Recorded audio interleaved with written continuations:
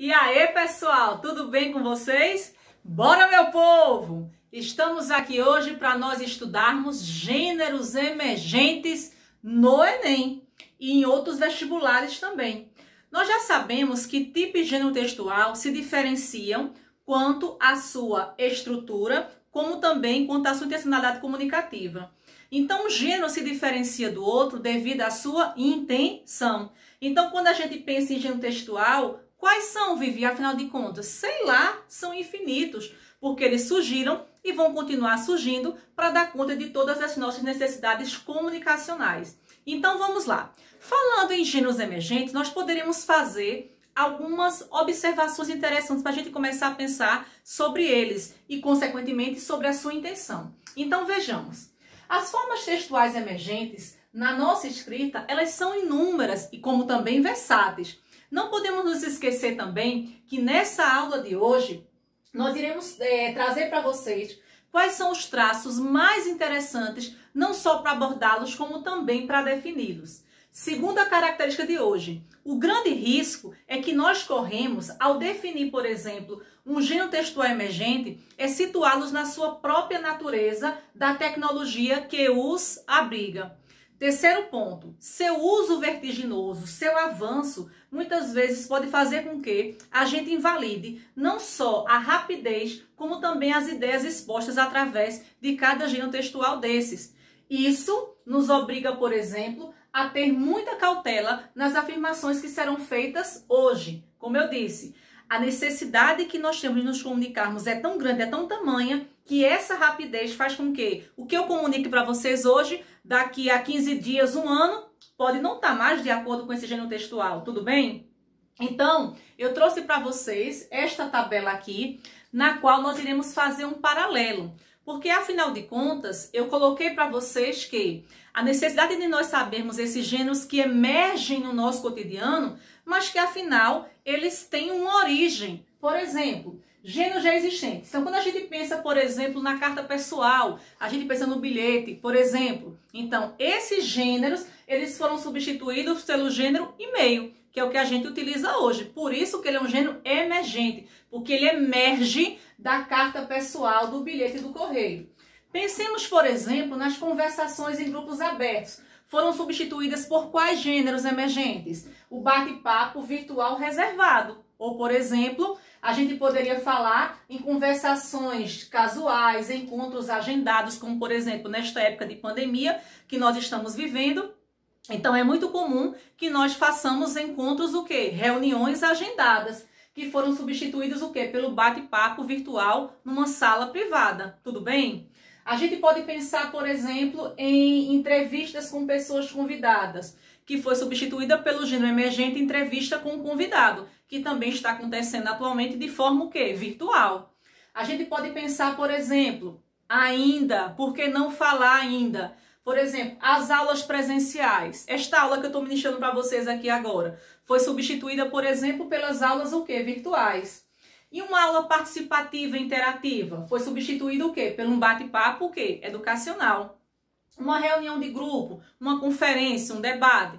Então, esses gêneros foram substituídos o quê? Por uma videoconferência. Como também poderíamos trazer para vocês gêneros do tipo circulares, essas séries de circulares que transitam, por exemplo, numa empresa, poderia ser substituído por uma lista de discussão e ou sugestões.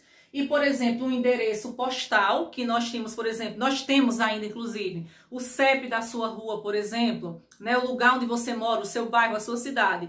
Então, foi substituído por o quê? Substituído entre aspas, né? Na verdade, nós temos o gênero emergencial, que é o nosso endereço eletrônico, ou seja, é o nosso endereço de e-mail. Então, tudo isso nos faz pensar que todos esses gêneros emergentes, eles têm características próprias e que devem ser analisados em particular.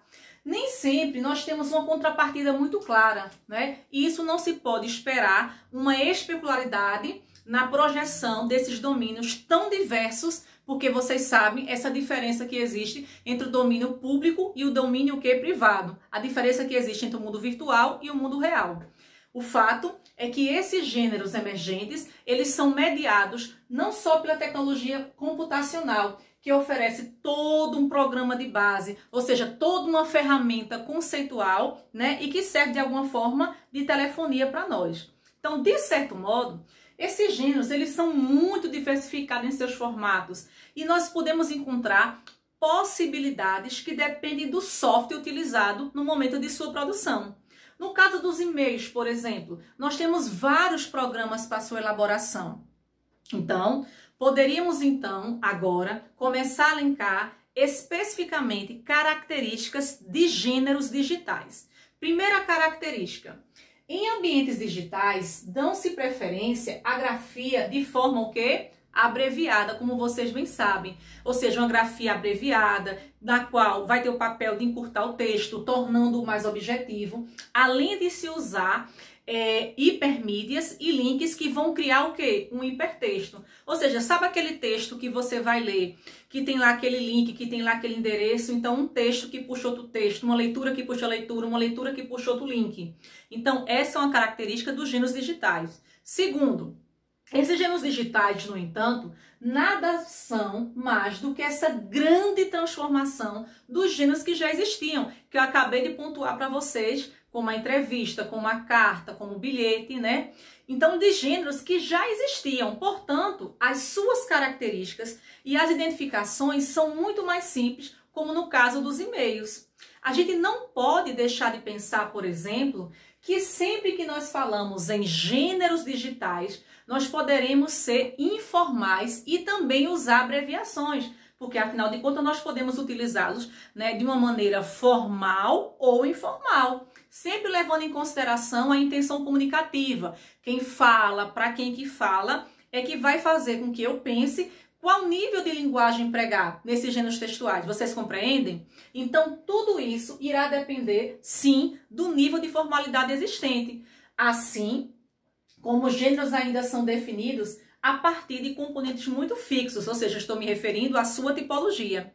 O e-mail, por exemplo, então, assim como as cartas, ou seja, que apresentam o estudo de identificação do remetente, né, despedindo, entre outras coisas. Nós poderíamos pensar aqui, por exemplo, na carta aberta, né, a carta pessoal, uma carta de reclamação, de solicitação, uma carta argumentativa. Sim, é tudo gênero carta, mas elas têm o quê? Tem todas essas nomenclaturas, porque cada uma delas tem intenções comunicativas, o quê? Que as distinguem uma das outras. Mas, afinal de contas, Vivi, o que é que muda em grande parte? É que as redes sociais, elas estão hoje repletas de gêneros. Sendo que o mais comum hoje, qual é, gente? O post. Isso mesmo. E esse post, ele pode ser marcado por uma linguagem formal ou informal. Dependendo, é claro, do seu objetivo, né? Tendo, inclusive, alguns emotions, né? Aquelas figurinhas que a gente gosta muito de utilizar. Por exemplo, o emprego das exclamações, das reticências. Então, a gente costuma fazer uso de sinais de pontuação de uma forma bem evidente para, claro, facilitar essa comunicação verbal. Porque a base da comunicação não é a palavra, né? Seja ela falada ou seja ela escrita. Então, é nesse tipo de ambiente que nós encontramos os textos verbovisuais, que é justamente a transposição dos quadrinhos, das pinturas, das propagandas, entre outros. Tudo bem, pessoal? Então, quando em situações informais, no entanto, é muito comum nós encontrarmos, por exemplo, o uso de abreviações, como, por exemplo, dos antigos telegramas. Eu não sei se vocês lembram, se vocês são do tempo de telegrama.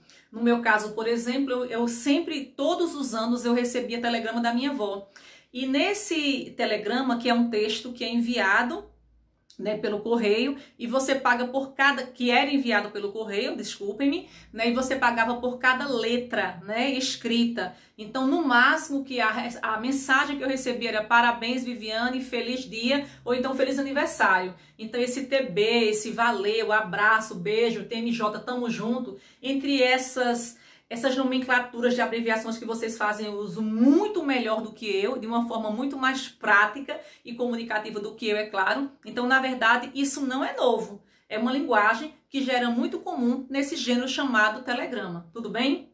Então, a ideia a partir de agora é nós elencarmos algum desses gêneros textuais que estão mais em evidência, digamos assim, no nosso dia a dia, e que o Enem ou qualquer outro vestibular traria para nós essa transcrição desse texto, que vocês obviamente não teriam dificuldades em distinguir um do outro, mas o fato é que aquele nosso olhar atento da leitura, da compreensão, da interpretação, né, para que a gente possa distinguir essas intenções comunicativas, né, e que a gente possa então gabaritar de forma coerente. Então falemos agora sobre o gênero bate-papo virtual. Como vocês sabem, poderíamos elencar aqui que trata-se de uma conversação amigável, simples, despretensiosa, ou seja, é nesse discurso de bate-papo que pode ter um caráter de uma conversação espontânea devido às fontes de produção, de transmissão, que podem acontecer, por exemplo, via computador, não é isso? Nós temos, por exemplo, uma escrita reestruturada em outros modos diferentes da conversação, da realidade face a face. É nesse tipo de conversação que existe a ocorrência de períodos curtos, simples da língua. Aí é onde está a questão. Ou seja, é o conhecimento que você tem da língua. Então, por exemplo, é nesse gênero bate-papo virtual que lá no ABCDE vocês vão perceber a presença de orações de períodos curtos, breves da língua.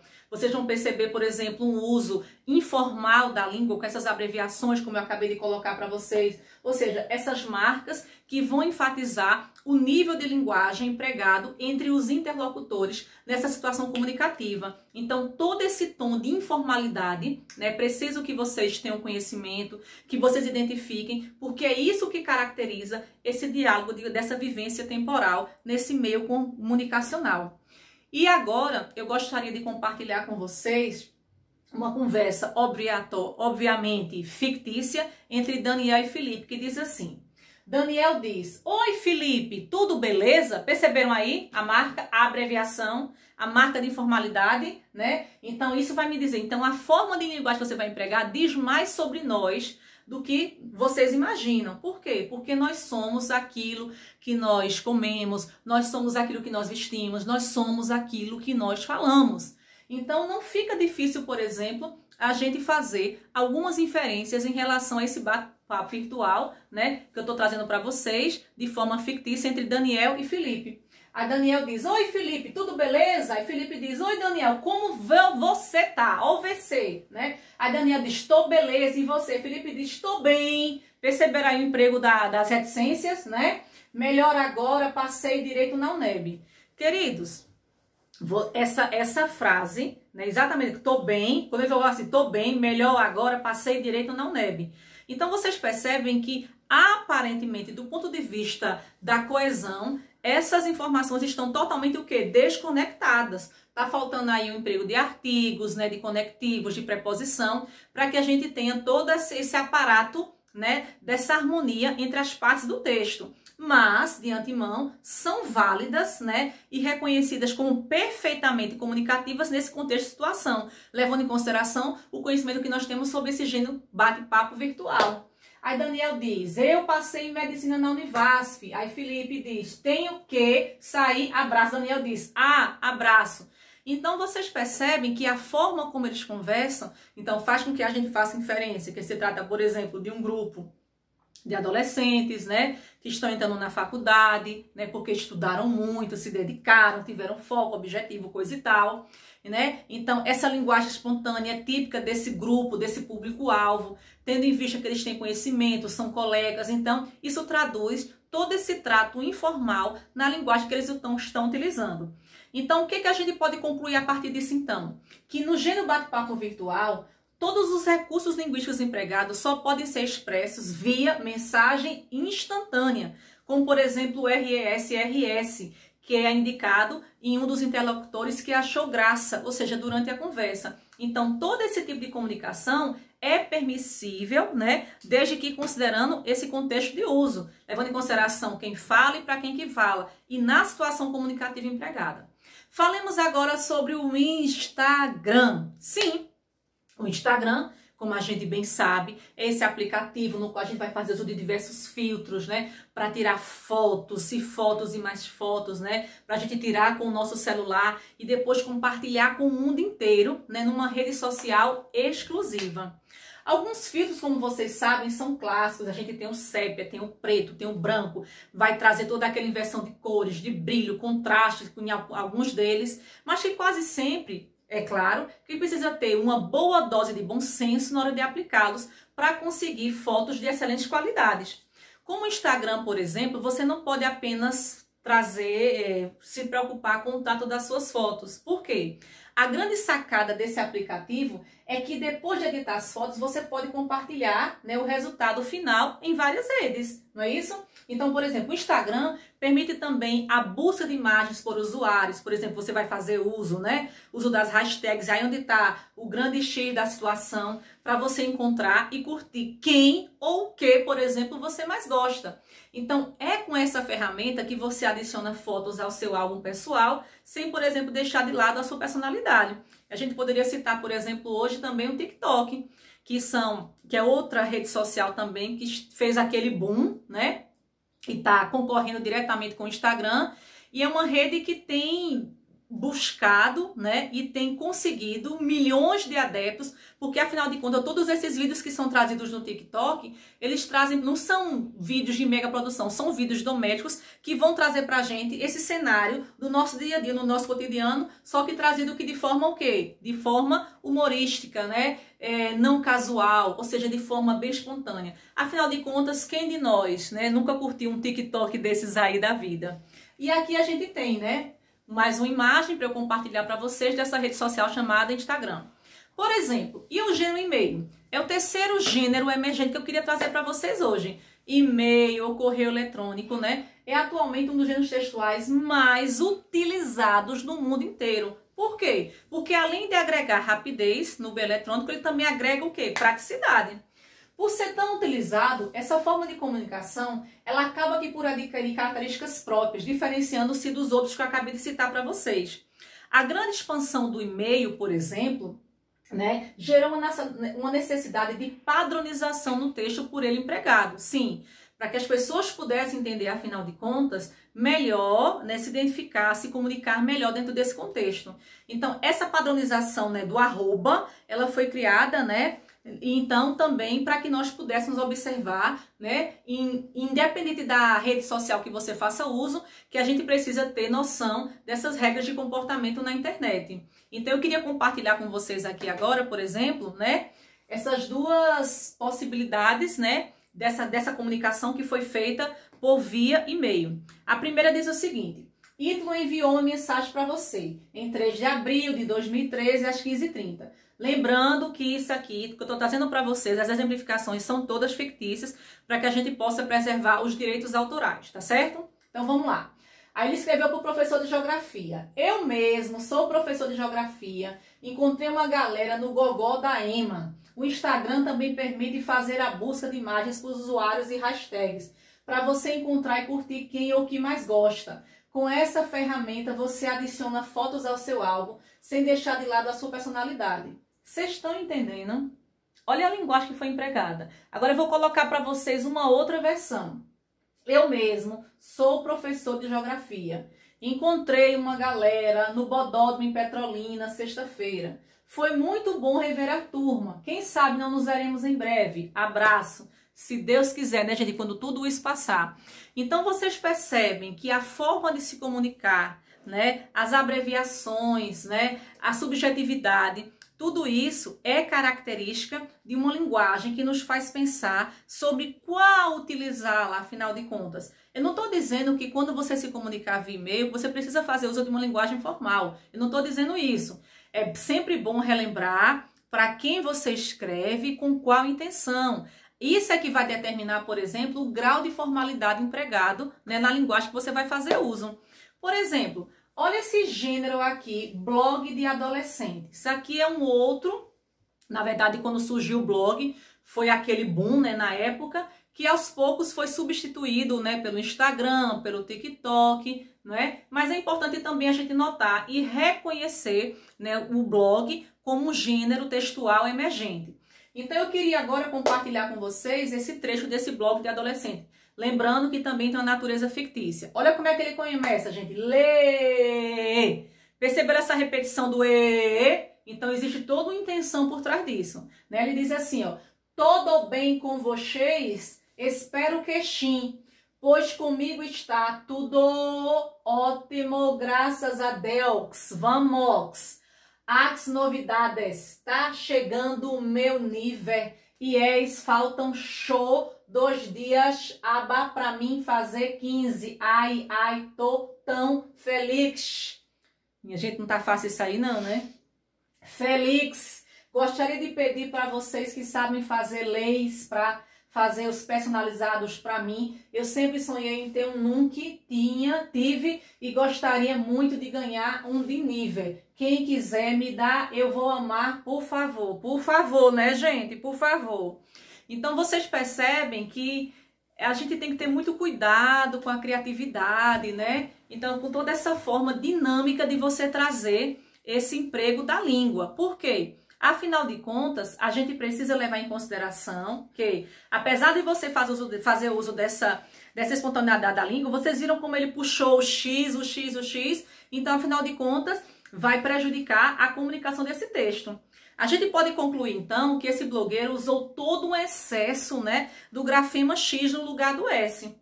Esse formato comunicacional, por exemplo, ele vai travar a comunicação, né? Ele vai impedir que o texto, por exemplo, ele atinja seu propósito comunicativo, né? Então, nos blogs, por exemplo, ele não possui um caráter síncrono, que é o que a gente fala, já que as mensagens elas não possuem respostas imediatas, mas que nem por isso deixam de permitir o quê? A interatividade. Não só interatividade, como também vai ser motivo de críticas e tudo mais, né? Então, nesse caso, o blogueiro realmente ele precisa ter